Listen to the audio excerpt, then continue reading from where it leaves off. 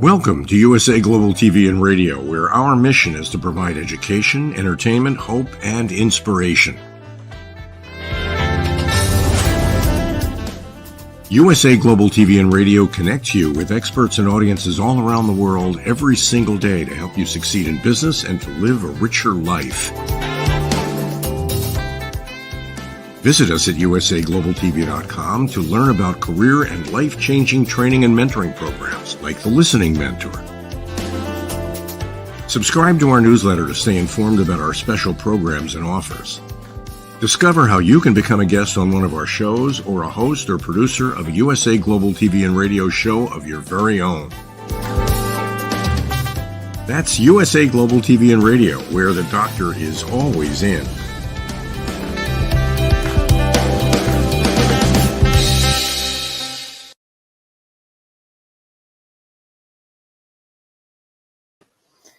Good evening, good morning, and good afternoon from wherever you're listening for. This is the Resume Whisperer in Corporate Cultures, and I'm your host, Josef Stetter. I wanted to take this time to do an episode as a kind of personal rant of what I see is happening in the industry and some of the really bad advice that job seekers are getting. Okay, and understand, by no means am I the only expert in this field. There are plenty of experts out there, and I totally understand that you might prefer someone, let's say, if you identify as a woman, that is a woman to speak to you, someone that has the same cultural or ethnic background as you, and that's okay. But please do your homework on these experts and kind of what made them an expert. What is their kind of claim to fame from being a career coach, a resume writer, a guru, mentor, and so forth, because I've been attending workshops and seminars of other experts, and I've been listening to their advice, and literally my skin was in hives. I was so angry with some of the information that was being said. So I'm going to tie this in multiple levels. So first of all, I want you to understand that if you're new to North America, Canada, or United States, there is no such thing as Canadian or American experience. Many companies will require it. Canadian or American experience means, do you speak English properly? And you might do this job better than me, and I'm afraid to lose my job, so I'll tell you don't have Canadian experience. Understand that it is actually illegal to ask for North American experience. It is a loophole in the system, okay? And it is designed to kind of control some of where and how things are happening, right? And unfortunately, especially in Canada, there's this kind of horse with blinder mentality that, experience from around the world, including the United States, is not real experience. Only Canadian experience is real. Both Canada and the United States are recognized as melting pots of culture, where you can go and have festivals and food and music and movies and experiences related to your ethnic and cultural background. So the idea of requesting Canadian or American experience is absolutely ludicrous. In essence, it boils down to this. If I give you feedback that might be negative or critical, are you going to go postal and shoot everybody? That is kind of the concern. The next idea, because even in North America, there's a significant difference in the way that people communicate between East Coast and West Coast. People in New York speak differently than people in California. They act differently than people in California. Okay. Second thing, and this is a blended mix of where and how people have earned their expertise. I've personally invested close to 30,000 hours to master everything there is to know about job finding. And so some of this advice is outdated. So people that write resumes that are very generic, cookie cutter, black and white, that have a heading that says kind of career history or skills, and they write information like hardworking, dedicated, committed team player, excellent communication skills, and interpersonal skills. What does that mean? That is all fluff. Let's be honest, okay? I've met a ton of people that have horrible communication skills, but have found gainful employment. understand that all of these words like excellent communication skills, interpersonal skills, team player, hardworking, each one of us has our own definition of what those words mean and how they apply. Okay, so I've given this example in the past, but I want to reiterate this because I'm listening to these experts and I'm going, what are you talking about?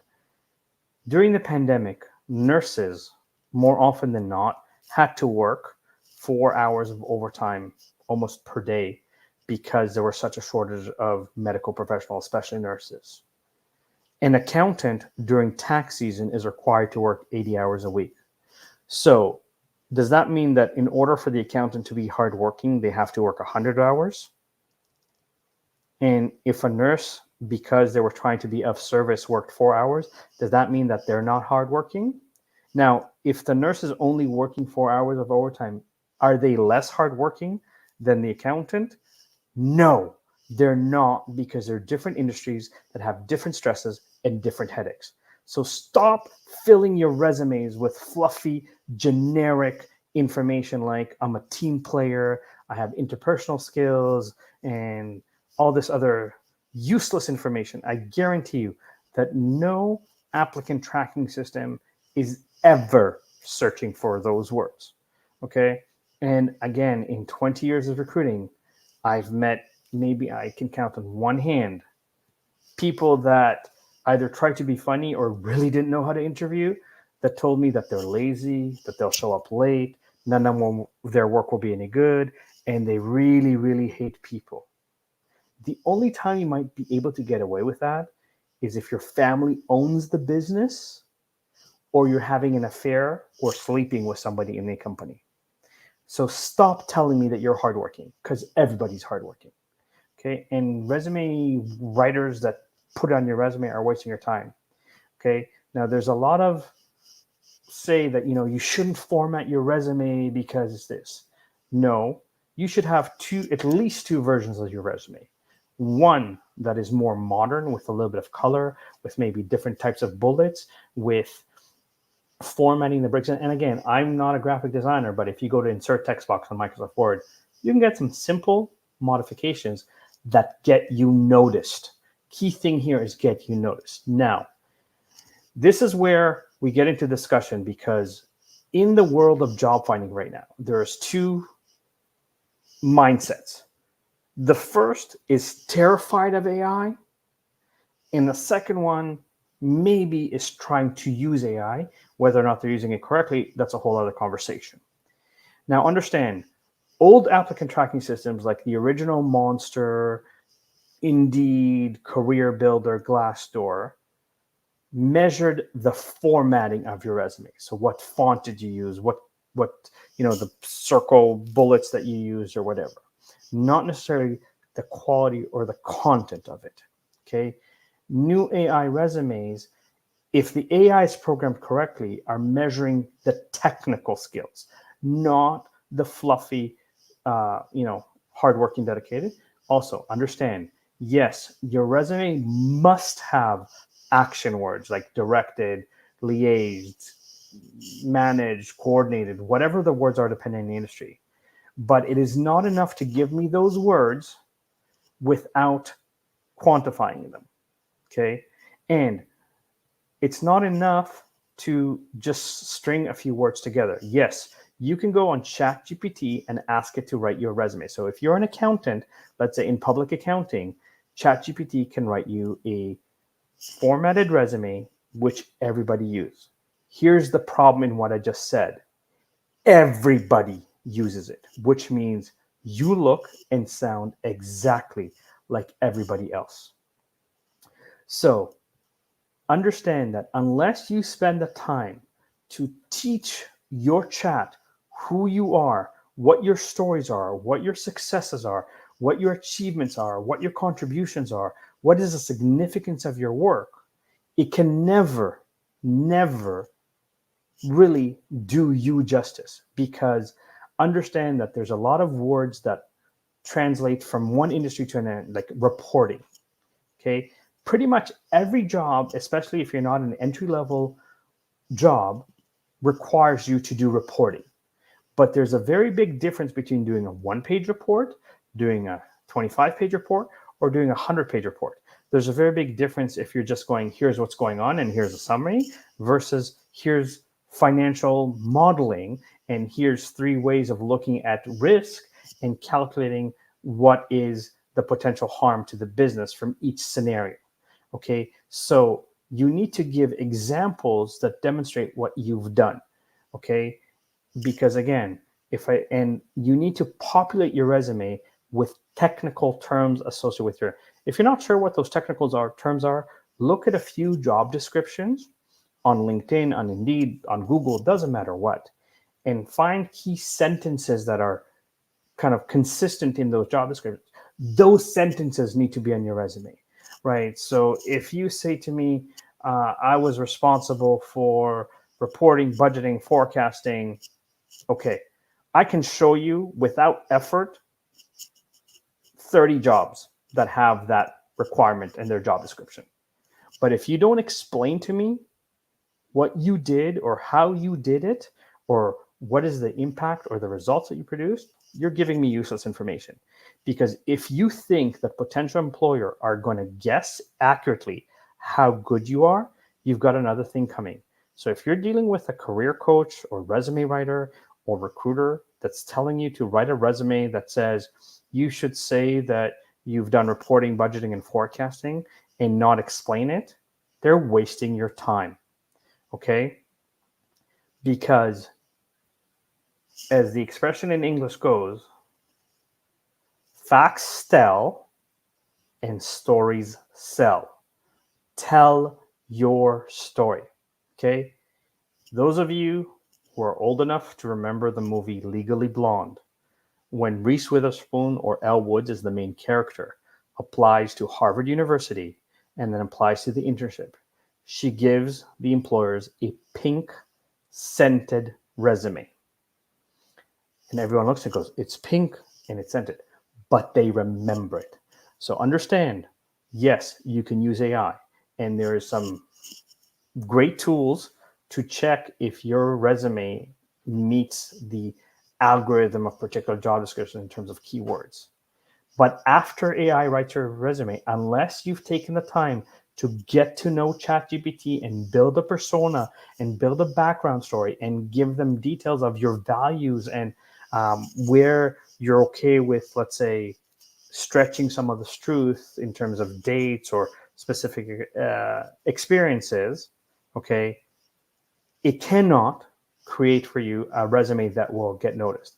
And in fact, certain companies now have implemented in their applicant tracking systems ways of going, if this resume was generated by ChatGPT, put the word banana throughout the resume, for example, and they will not interview for that. So be careful of using AI just to kind of generate a standard cookie cutter. Now, even if you use it as a basis, give examples, quantify the results, okay? There's a difference when I say I've helped 12,000 people and someone says I'm a resume whisperer or a resume writer that's worked for 2 years or a year, okay? And I can speak to experience of that. I had an ex-girlfriend that after we broke up started dating someone who had money and wanted to open a business. She decided she's going to write resumes.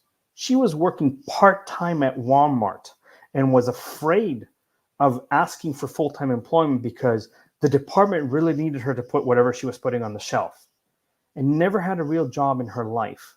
And then she decided, oh, resumes writing is easy. You just go on Google, you find a few keywords, boom, boom, you have a resume. And she was charging $100 to $150 for resume. And after she did a disaster of writing those resumes, when people reach out to me and I say, I charge more than that because I've earned the right to say I'm an expert, they're like, but I already paid for another. In fact, I just fixed 3 people's resumes that somebody else wrote that wrote the most cookie cutter, generic, bland, boring resume. And when I started asking the person I was speaking to, what are the results you produced? What's the significance of your work? He was like, well, I did this. I'm like, why is that nowhere in the resume?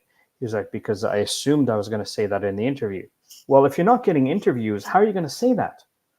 Listen, if your resume that's generic is working for you, more power to you. You've done something right. If you're getting interviews because you have a phenomenal network, more power to you. But the majority of the population currently in North America, 60 million people are unemployed.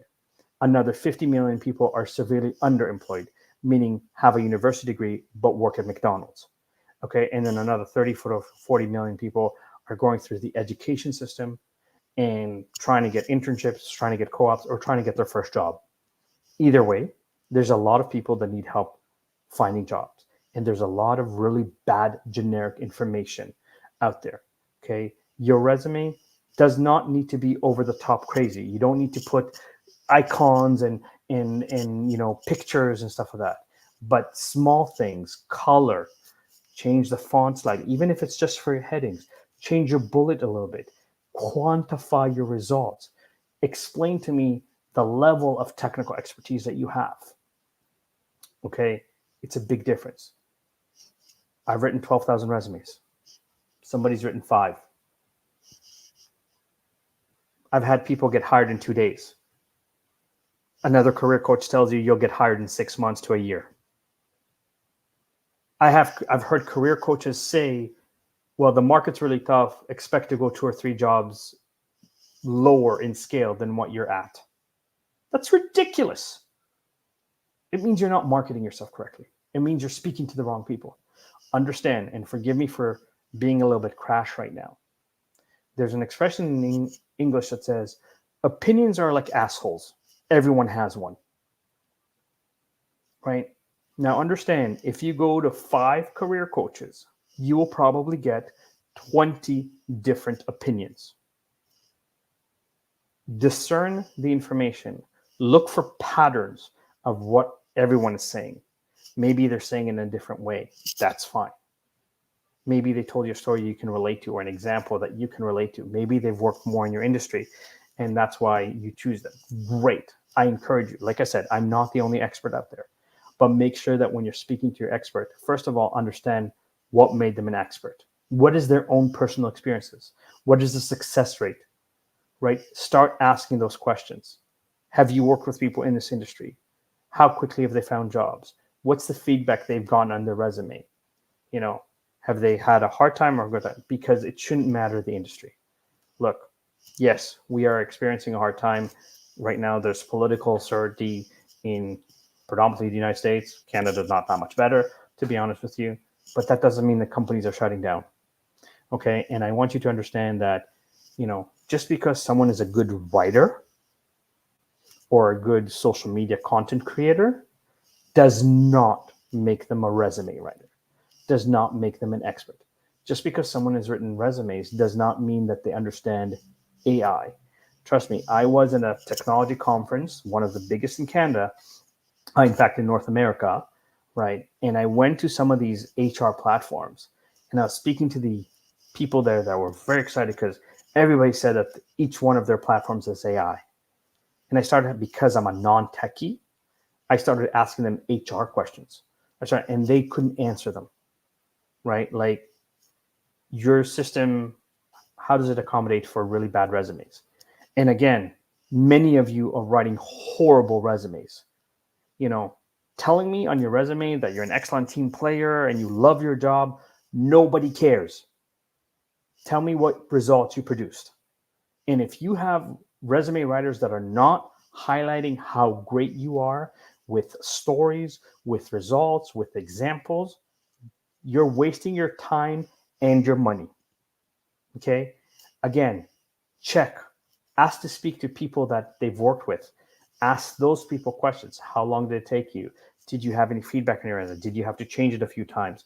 Right? Get those insights, because it shouldn't take you that. Yes, the market is very tough and AI has affected a lot of creative jobs like video editing and graphic design, because AI can create it for you and can create it faster and give you options. I'm not dismissing that AI is here, but understand AI is here to stay. And if you're not adapting and learning how to use AI correctly, you're going to be left in the dust. Okay. And there's a level where there's the human factor. Okay. your job search should not just be job boards. If you're spending 8 hours a day on job boards, you do not know how to find a job. You are wasting your time. 10% of your job search should be job boards. Why? Because let's say Indeed, as the largest job board in the market, probably has less than a 5% success rate of people finding employment through that portal. I can tell you that there are jobs that I posted 7 years ago that I completely forgot about. And because I did not delete them or stop them, Indeed AI platform renews the job description, and I'm still getting resumes for this job. And people that have been a little bit more creative and actually looked up my name and looked up my phone number or my agency's phone number called me and said, I'm applying for this job. And I was like, I'm sorry, this job is not real. It was posted 7 years ago, and Indeed AI refreshed the job. Okay, so 10% of your job search should be on Indeed. You should optimize your LinkedIn profile. I just had a recruiting order to recruit for regulatory and compliance in the banking industry. And I looked at 1,000 LinkedIn profiles. Over 650 of them only had their job title, the years of work, and the name of the bank that they work for. No technical skills, no descriptions of their job. And again, if you think I have the time to message 650 people and say, hey, do you have experience this? Do you know this? No. And the ironic thing is, they're in compliance and regulatory affairs, which means they should be super detailed oriented and had no information on their LinkedIn profile. And that hurt them. So if you have a generic, empty LinkedIn profile that just has where you've worked and what your job title was, and it doesn't tell me any highlight reels, I'm not calling you as a recruiter. And I guarantee you, many other recruiters aren't either. Okay? So quantify. Your LinkedIn should not, you should fill everything on your LinkedIn. Your achievements, your education, your this, because if somebody goes, hey, I went to the same school, and that opens a door for you, I don't care. It opened the door for you. If someone went, oh, this guy increased productivity by 30%, I want to speak to them. Great. If you work for a particular company and you did particular things for them, great, right? There are very few companies and very few schools that as soon as that name is on your resume, you're automatically hired. Harvard, Yale, Stanford, MIT, right? Companies like Meta, Google, Apple. If you work for those companies, you're guaranteed a job for life. You never have to worry about it. It doesn't matter how horrible your resume is. Okay, or you went to those places of education. But you need to stop with this, everything's the same. Rule of thumb for your resume. If you have less than, let's say, 30 years of experience, and okay, I'm going to say a few things here. First, let me preempt this. If you've had a long, illustrious career of well over 35 years, do not put the dates of your education on your LinkedIn profile and on your resume, because I can aid you very, very quickly by calculating when you graduated, you were probably around 21, 22, and where you are, what we are in today's date. Second of all, even if you've progressed throughout your career, I don't care what you did when you were a teenager. I don't care what you did as your first job. If it's not like if you started off in an entry-level position and now you're a director, I don't care about your entry-level job. Just give me the director stuff. Just give me the management stuff. Don't give me anything before that, because it's not relevant to where you're looking for a job. So stop trying to fill everything unless you're trying to work for government. That's the only exception. That's when you put everything and give every single detail possible. Okay. But companies, there is now kind of a dichotomy of, oh my God, I'm mature and I was downsized because younger, cheaper graduates. Here's what's happening with that. With all the recalls that are happening with automotive, with products out there, companies are starting to understand that these younger MBAs might have a great education, but they don't have experience. And experience will always trump education. Okay. And you know what? It might be cheaper, but you're going to pay longer you're going to pay more in the long run when someone who's inexperienced is making the wrong decisions, which is what's happening in the world right now in many, many cases. And so there's quite a few companies that are now desperately looking for those more experienced professionals. Okay. So make sure that whoever's writing your resume is asking you about your story, is asking you about your experiences, is asking to quantify your results.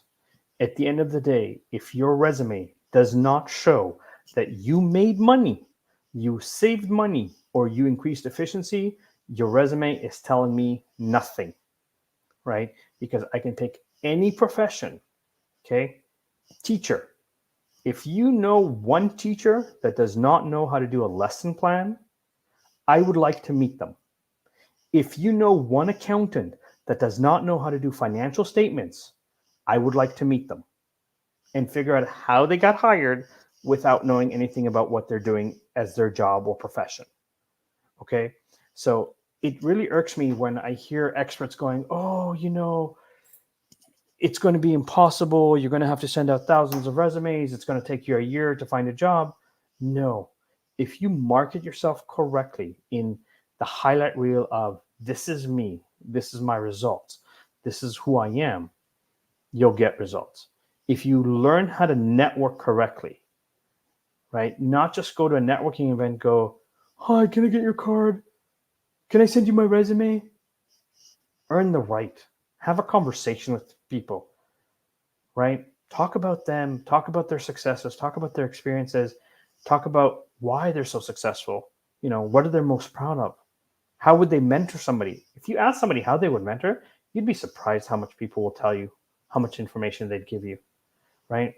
There used to be a great cartoon called Animaniacs. And there was a little girl by the name of Mindy that her mom would kind of put her to play beside the dog. And Mindy was very curious and she would start exploring and she would kind of walk into the street and the dog would kind of chase her and try to save her. And she would meet someone randomly. What are you doing? And the person would say something and they'd say, why? And the person would answer and she'd say, why? And the person would answer her. And she'd say, why? And the person would answer her and she goes, okay, I love you. Bye-bye. But it goes to show, if you ask why 3 times of a single person, it is amazing the amount of information you can get.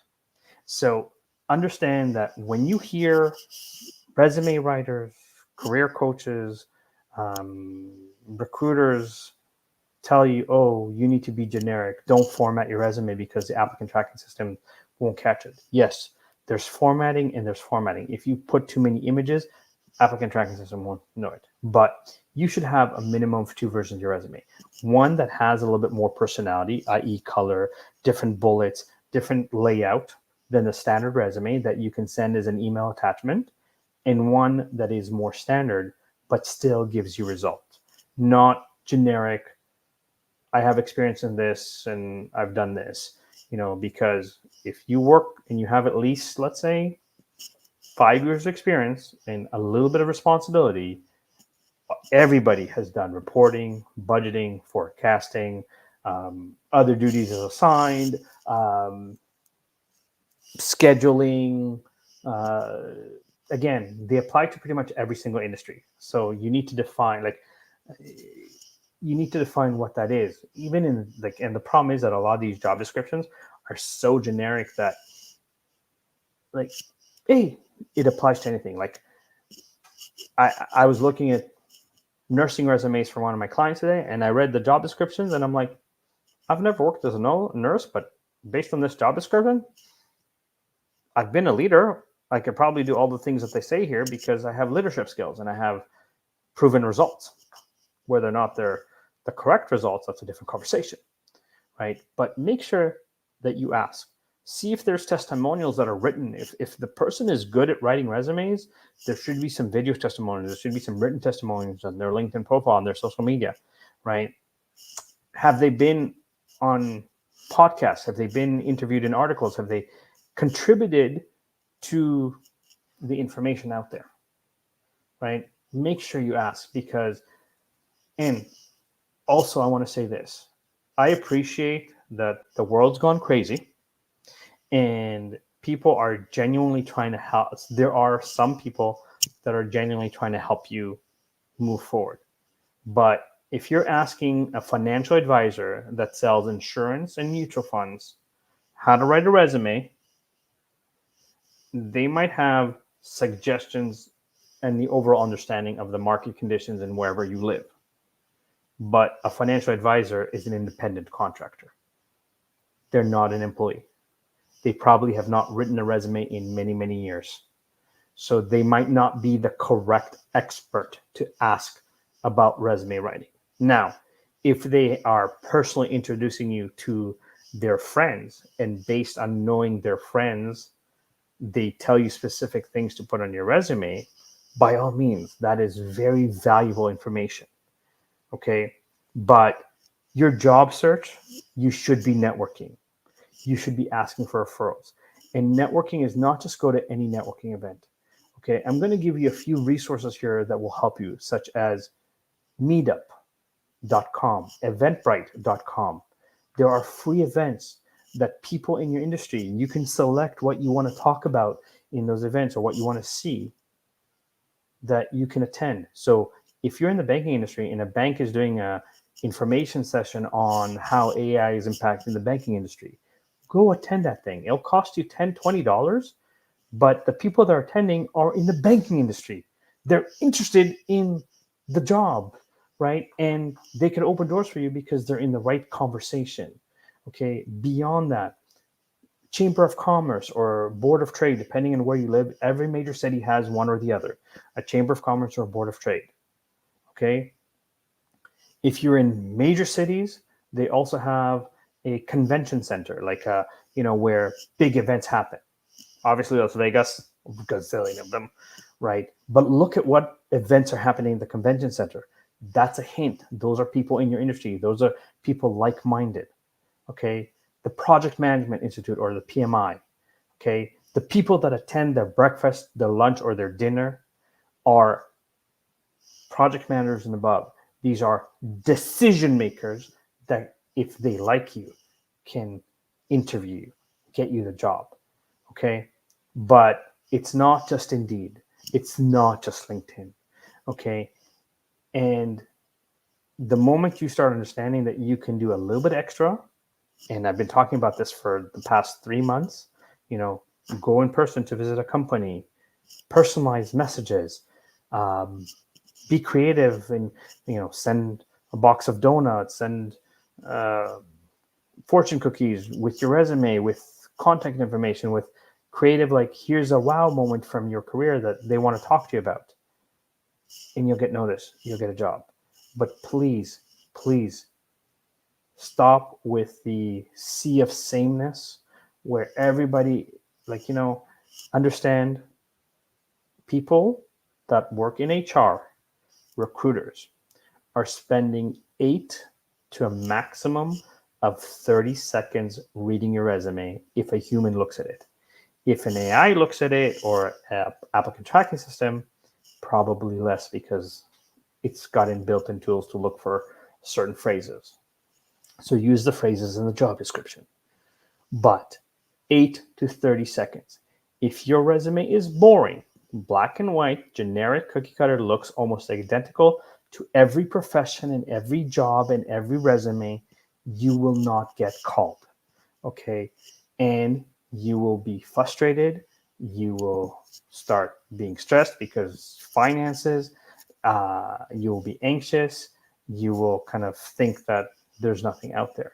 Again, there are some industries that have been hit very hard, and I'm not dismissing that. I'm speaking to people, some of them are friends of mine, that have been really hard.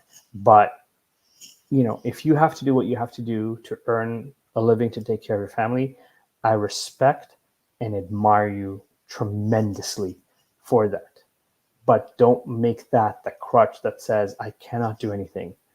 Look, I have 2 beautiful little kids, a 4-year-old and an almost 2-year-old, okay, that I try to spend quality time with every single day. I wake up around 5 a.m. and my day usually runs till about 11:30 or 12, okay, between trying to run 3 businesses and doing certain things that I need to do, like writing resumes, recruiting, learning about AI, and learning how to do marketing and so forth. Okay. I sacrifice my sleep, let's say, in order to advance my life and my career. I sacrifice certain things right now, long term, to reap the rewards. If you're working multiple jobs or you're working long, crazy hours, take a day off, 1 day a week, apply for jobs. Spend some time on Indeed. If you do on Indeed, save your searches and have them email you daily new searches. Okay. Go on LinkedIn. Optimize your LinkedIn by saying, here's how great I am. Tell your story with details, with numbers, with results, with examples. Okay. If you have people that you work with that can write you a testimonial, that is huge on your LinkedIn profile from credibility and trust. Okay. Go networking. Okay. If you need to, and again, on Eventbrite and Meetup, there's a lot of Zoom meetings that you can attend. Okay. Find a mentor that's, let's say, a VP that's willing to teach you and advise you and guide you and potentially connect you to their network. Ding, ding, right? People don't talk about this. People talk about, oh, you should apply on Indeed. You should Google job search.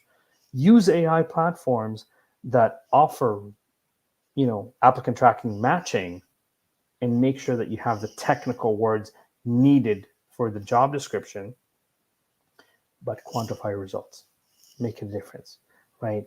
Take the time to ask for help, not from asking for a job, but who do you know that can guide me, that can advise me, that can direct me? And make sure that when you're speaking to expert, they are actually experts. They're not self-proclaimed, because it seems that, especially in the coaching industry, everybody and their sister is an expert.